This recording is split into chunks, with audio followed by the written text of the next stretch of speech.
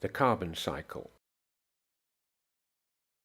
All elements and some compounds have their natural cycle in nature, for example, the water cycle. Matter is cycled using energy, usually from the sun.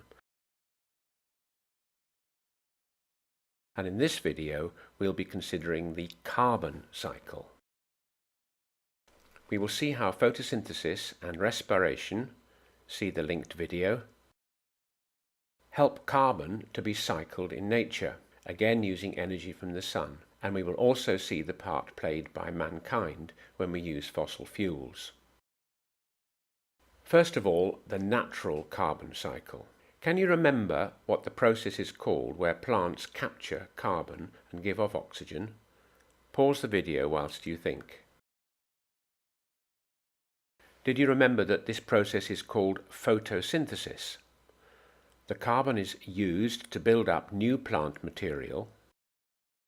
Animals eat the plants or other animals to build up their bodies. To obtain energy for all these living processes, plants and animals take in oxygen and rejoin it with the carbohydrates, so returning the carbon dioxide to the atmosphere. Do you remember what this process is called? Pause the video. This process is called respiration. Now, let's put some details into this.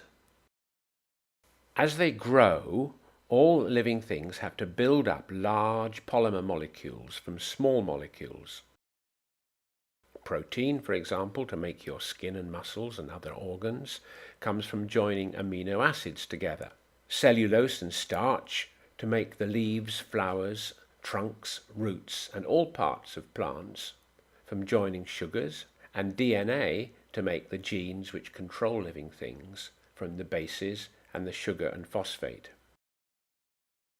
Plants can make these simple molecules from the carbon they capture from photosynthesis, with added elements from the minerals they get from the soil.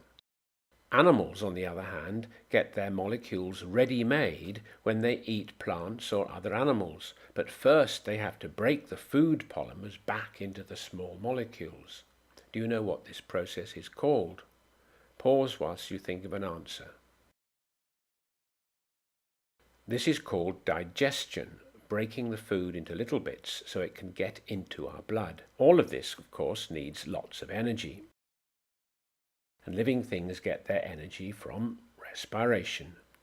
Some of the monomers, things like sugar, have to be rejoined with oxygen, and for us, that is the principal use of the carbohydrates in our diet.